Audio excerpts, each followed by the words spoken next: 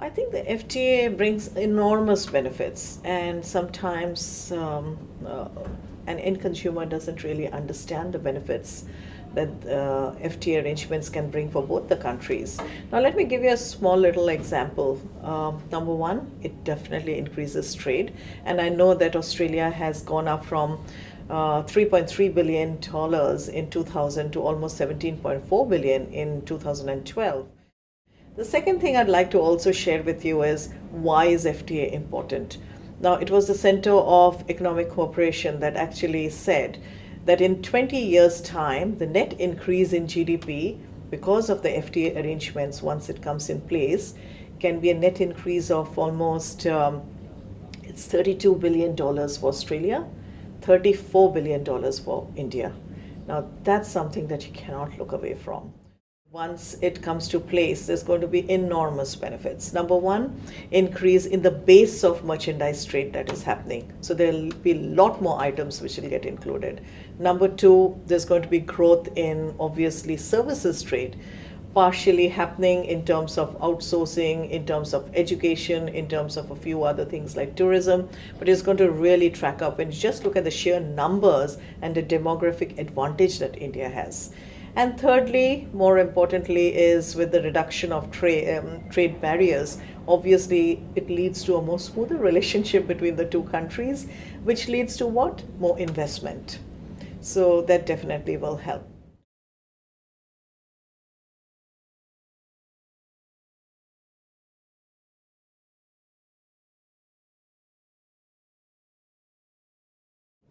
Absolutely, because I see a lot of potential areas for the FTA.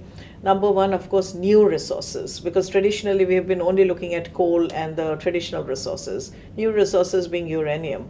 India has a huge need for energy, and it is going to very actively look at uranium for imports, and that can be a huge benefit to Australia. Has such huge reserves of uranium. Additionally, I would say films, because the Bollywood film industry is a huge industry in India.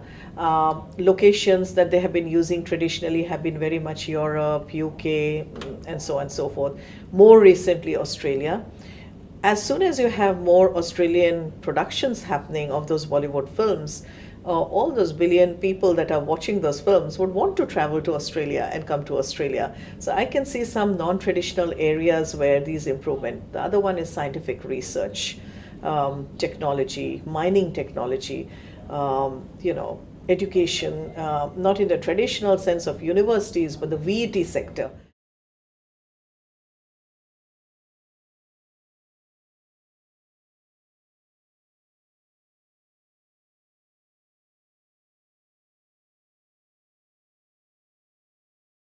I see a couple of challenges. Number one, I find, and it's very much the challenges are really based on the cultural differences between doing business with Indians and Australians. So I see Australians wanting to really fast track things. I see the Indians taking a little bit more time and perhaps a lot more time to take decisions. They need to quicken their pace. So one of the challenges are really definitely the cultural pace of doing business. Number two, of course, corruption. And that has come down, no question, because a lot of Australian businesses are rather worried about going to India, mainly because they're not quite sure whether what sort of corruption platforms they might be facing. That's coming down for sure. Transparency of regulations, changes in regulatory laws, and so on, that is required definitely at India's end, as also for Australia to be a lot more open in terms of some of the items that can be brought in. For example, I'll give you a small example, mangoes. Now, mangoes, India has amazing mango production, and Australia very lately has agreed to mango imports out of a state called Uttar Pradesh. But India actually has so many different states which has an amazing variety of mangoes, which the Australians would absolutely love. But they're not allowed to come into the country. So there are some challenges which exist at both end. But overall, I think the FTA is just an amazing way to go forward, not just to build a bilateral relationship, but also the people to people relationship, I think.